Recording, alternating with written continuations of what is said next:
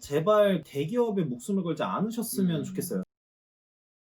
안녕하세요. 변호사님께서 어떤 이야기를 준비했죠? 네, 저희가 이제 계속해서 이제 퇴사를 한 다음에 사업을 할 네. 때 준비를 해야 될 것들에 대해서 얘기를 하고 있는데 그렇죠. 조금 본질적인 고민을 한번 해봐야 되겠더라고요. 왜 20대나 30대가 퇴사율이나 이직률이 높을까? 사실 40대 회사원분들 중에서 이렇게 이직이 잦은 분들이 그렇게 많지는 않거든요. 그 부분에 대해서 한번 이야기 나눠보려고 합니다.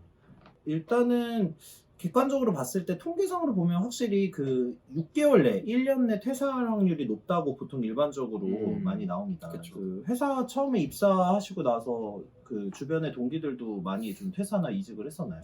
첫 회사, 둘째 회사를 보면 첫 회사는 지금까지 다닌 사람이 한 20, 30% 정도 남아있는 것 같고요. 그 둘째 회사는 다 나갔습니다. 보통 1년 버티는 게 쉽지 않더라고요. 특히 두 번째 회사는 제가 좀 규모의 작은 회사에 있었는데 500억대 미만 매출. 그러다 보니까 그 인원 교체도 너무 빠르고 퇴사도 너무 빠르고 해가지고 사실 좀 안정적이지 못했죠. 일하는 사람조차 안정감을 느끼기 쉽지 않은 조직이었던 것 같아요. 그러니까 일반적인 중소기업을 보시면 될 것 같습니다. 일단은 대부분이 중소기업에 취업을 하는 게 사실이잖아요. 그래서 훨씬 더 좋은 얘기를 좀 해드릴 수 있을 것 같아요. 근데 사실 제 주변에는 이제 대기업에 취업한 친구도 있고, 네. 뭐 스타트업에 들어간 친구도 있고, 중소기업에 들어간 친구도 있었는데, 대다수 근데 어떤 기업에 들어가든 일단은 가장 빨리 그만두는 거는 중소기업이긴 했어요. 그렇죠. 근데 사실 중소기업이 스타트업보다 훨씬 더 자리가 잡아 있는 기업들이 많거든요. 근데 스타트업은 뭔가 미래를 위한 어떤 희망을 가지고 좀 버티는 그런 면이 있고, 네. 대기업은 일단 원래부터 월급이 잘 나오고 제 혜택이 워낙 좋잖아요. 네, 그리고 그래서 그런지 올해 대다수는 그래도 좀 참는 편이었어요. 물론 대기업 들어갔다고 해서 막 무조건 퇴사를 안 하고 이직을 안 한다 그런 건 전혀 아니지만 네. 대체적으로 확실히 제 주변도 중소기업에 들어갔을 때 훨씬 좀 많이 빠르게 퇴사를 결정하는 것 같았다. 그리고 저희 아버지랑 얘기를 할 때도 아버지 회사의 그 젊은 직원들이 보통 들어와서 6개월 내에 퇴사를 많이 한다고 하더라고요. 저는 이제 개인적으로 원인은 일단 미래가 안 보이기 때문이 아닐까라고 짐작은 해요. 물론 뭐 20대 분들을 막 비하하고 이런 건 전혀 아니지만 조금 냉정하게 30대가 된 다음에서 보는 모습을 좀 이해를 좀 말씀을 드리고 싶었어요. 저희도 그렇지만 초반에 일은 다 힘들거든요. 그쵸. 사실. 그러니까 초반에 1년 차, 2년 차까지는 사실은 좀 솔직하게 말씀드리면 아까 이제 저희가 이제 전문직이나 이미 원래부터 일을 할 줄 알고 포트폴리오를 갖고 있는 상태에서 회사에 들어간 사람들 아니면 사실 처음에 회사 들어가가지고 배우고 이러는 기간이 1년 동안 그 사실 어떤 회사도 직원한테서 어떤 이익을 기대하지 않잖아요. 그렇죠. 그냥 사실 직원은 그냥 돈 쓰는 거예요, 계속. 이 친구를 1년 정도 가르쳐가지고 키워가지고 그래야지 이제 회사의 이익에 기여를 할 수가 있는데 사실 대부분 6개월 이내에 이제 중소기업 같은 경우에 퇴사를 하는 것을 볼 때는 사실 이런 별로 이렇게 생각보다 그 친구의 미래를 위해서도 별로 좋은 것 같진 않다라고 생각은 좀 사실 하고 있습니다. 예. 이제 어찌 보면 우리나라 중소기업 환경상의 문제 되게 많을 것 같아요. 그렇죠. 네. 중소기업 다녀보신 분들은 아시겠지만 아니면 혹은 중소기업을 준비한 사람 다녔겠지만 대기업 많이 준비하시겠지만 중소기업에 가서 1년, 2년 하고도 연봉협상 이런 것도 받아보고 또 이제 추석이나 뭐 이번에 추석이었잖아요. 뭐 추석 선물 같은 거 그리고 뭐 보너스 각종 인센티브 같은 거 보다 보면 사실 일할 맛이 안 나는 중소기업 굉장히 많긴 해요. 그렇긴 하죠. 네, 저도 직접 겪었지만 그런 거에 있어서 너무 체계가 없는 경우가 많고 왜냐면 중소기업을 운영하시는 사장님은 물론 굉장히 많이 깨어있고 아는 것도 많으시고 기업 하나를 운영하시는 거니까 그만큼 대단하신 분인 건 인정을 하지만 그 이후에 사람이 많아졌을 때 사실 혼자 다 케어하기 힘들잖아요. 여기서 발생하는 문제들이 중소기업은 너무 그 문제를 소홀히 여긴다는 느낌을 많이 받았어요. 이게 회사가 대표님의 입장과 그 인사이트를 통해서 나아가야 하기도 하지만 함께 배를 탔으면 그 배를 탄 사람들의 상태라든지 뭐 케어할 수 있는 부분들을 좀 신경 써줘야 되는데 이런 부분이 그 스타트업은 물론 대기업은 물론 스타트업보다도 훨씬 못 미친 게 지금 중소기업이에요. 스타트업은 그나마 이제 젊은 사람들이 나름대로의 그런 큰 꿈을 가지고 있기 때문에 함께 동행하는 느낌이 커요. 대표와 직장인과. 근데 중소기업 같은 경우에는 대표 하나 필두로 전쟁터에서 혼자서 앞으로 나아가는 역할이기 때문에 뒤에 패잔병들을 거의 봐주질 않죠. 이러다 보니까 저도 6개월, 뭐 한 달, 1년 정도 있다 보면 사실 생각이 많이 드는 것 같아요. 또 연봉 협상이 물가보다 안 오르는 그런 참참한 심정이 중소기업들 많이 일어나기 때문에 그렇죠. 예. 결국에는 중소기업에 다니는 사람들은 대부분 한 2년 정도를 생각하고 있어요. 음. 실제로 입사하면서도 2년 정도 후에는 점프를 해야 하니까. 아, 대기업이나 이런 데를 간다. 그쵸. 왜냐하면 연봉 협상을 한번 받으면 딱 눈치가 바로 깨졌거든요.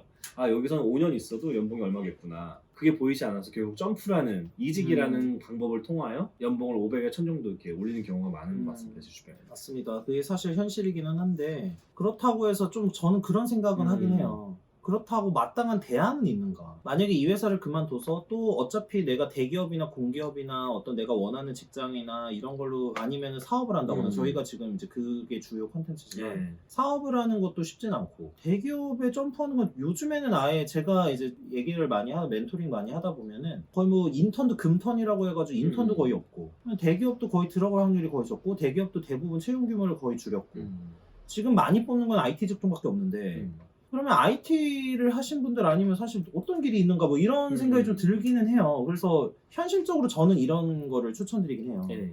일단 존버하면서 월급을 모아서 기본적으로 시드를 마련해 놓는 역할로만이라도 20대는 조금은 길어도 회사를 다니는 게 낫다. 향후 계속 거기 다니시라는 게 아니라 네. 정말 뭐 솔직히 미래가 안 보이고 이러는데 어떻게 그걸 계속 다니겠습니까? 처음에 어느 정도의 시드는 있어야 된다고 생각해요. 그게 그쵸. 나중에 사업을 하든 뭐 새로운 일을 하든 투자를 하든 아니면 새로 이직 준비를 할 때 뭐 학원 비용을 그렇죠. 감당을 하든 여러 가지의 어느 정도 시드는 있어야 된다고 생각하고 저는 솔직히 말하면 그 양 사장님하고 저는 좀 현실파예요. 냉정하게 얘기하면 모두가 대기업에 들어갈 수가 없어요. 모두가 공기업에 들어갈 수 없고 모두가 전문직을 할 수가 없어. 고민해봐야 될 거는 어떻게 지금 현실을 극복을 할 것인가를 고민을 해야 되는데 사실 이때는 결국에는 고생밖에 없다는 거죠. 이 과정에서는. 그리고 만약에 창업을 하시려고 한다면 하루라도 빨리 하시는 게 그렇죠. 그래서 좀 그런 고민이 많이 들어서 오늘 좀 주제를 네. 한번 잡아봤습니다. 네. 저도 이제 변호사님과는 약간 다른 입장이었지만 사실 의견은 같아요. 같아요, 맞아요. 네. 네. 사실 사회 중소기업이 그런 환경인 건 중소기업을 다니는 사람들 다 아실 거예요. 다만 제가 당부드리고 싶은 말씀은 지금 변호사님께서는 최소한의 시드를 마련하고 나와라 할 거랑 동일한 말이지만 최소한의 한 5년에서 10년 계획은 있어야 될 것 같아요. 제 친구들은 이런 계획도 있어요.